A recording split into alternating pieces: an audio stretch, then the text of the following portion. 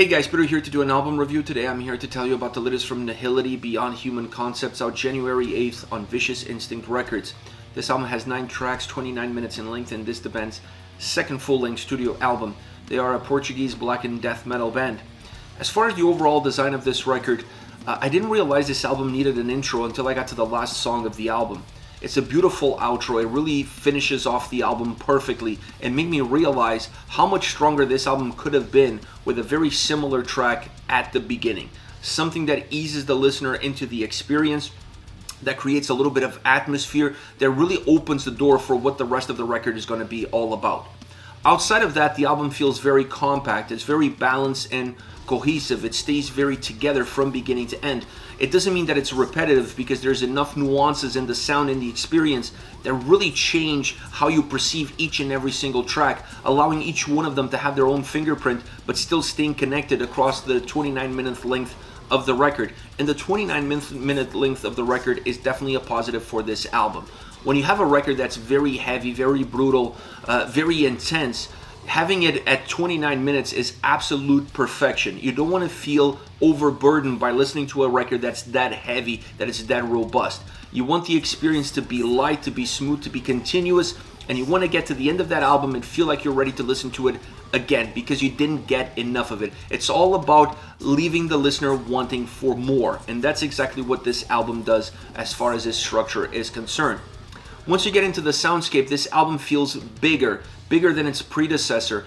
It still has all the blackened elements from before. It's still a very brutal driven death metal album, but they added some technical aspects that really diluted the overall experience, or it gave the album a much larger footprint.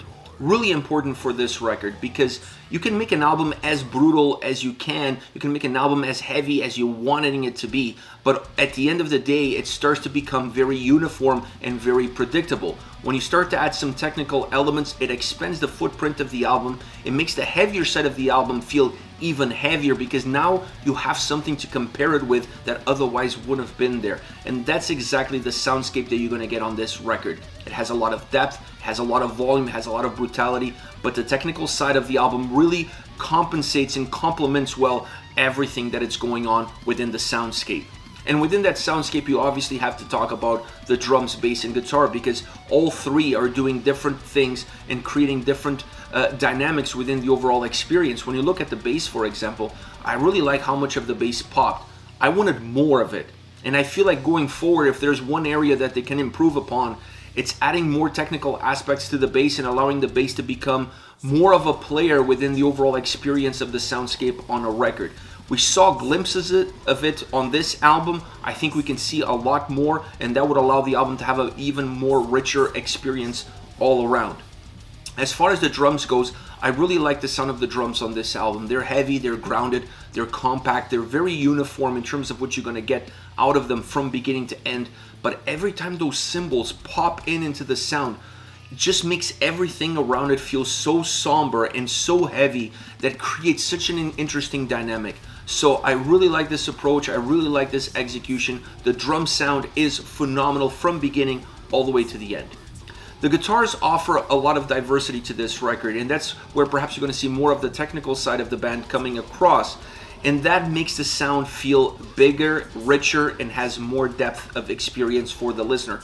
More layers for you to peel. I mean, the guitars are still driven, they're still heavy, they're still chunky, but they're also melodic. There's some grooviness to the sound, and definitely some technical death metal elements coming into the forefront, allowing them to navigate through a much wider road than what we saw with the predecessor.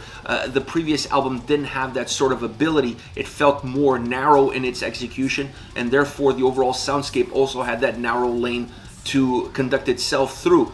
This record has a lot more to give, and the guitars play a huge role in the diversity of approaches and executions that you're going to see throughout all 9 songs.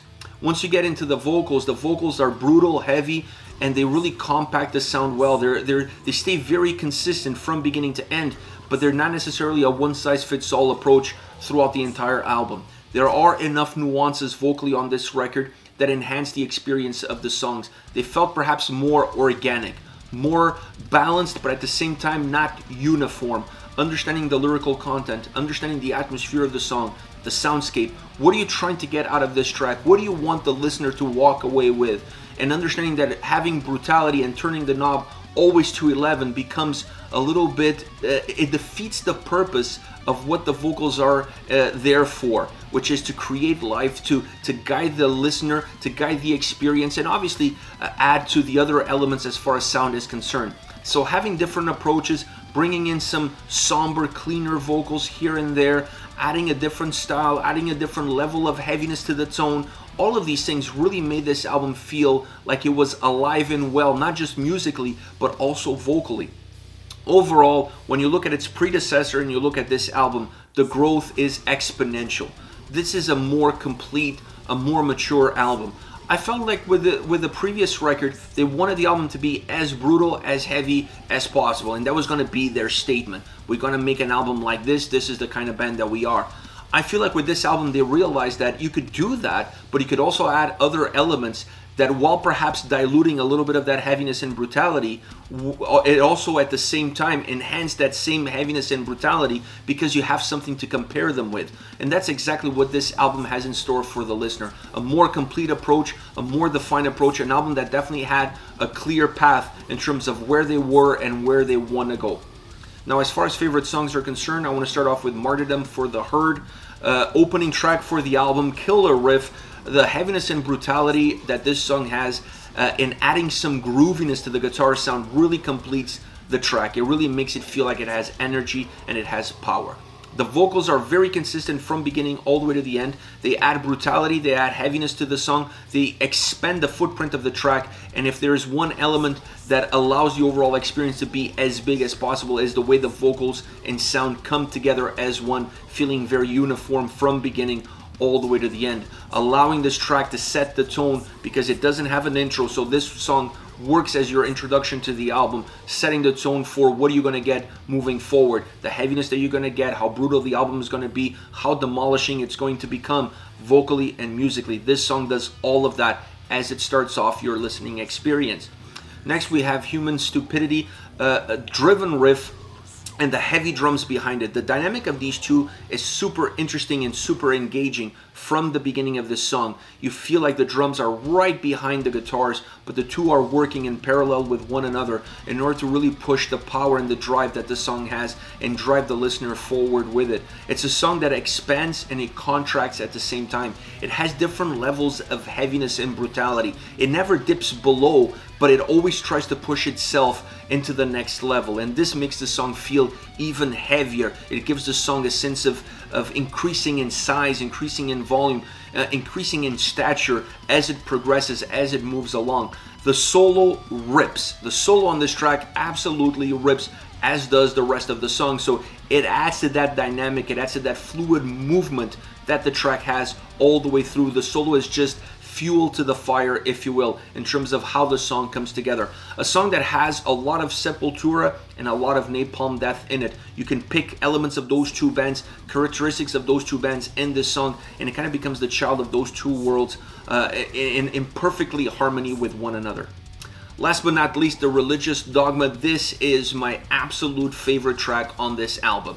Not just because of the way it sounds, but the lyrical content that it has is extremely important to me. I really connected with it. I connected with the lyrics, and the reason why I connected with the lyrics is because the sound allowed the vocals to go into a different arena that I wasn't expecting them to go.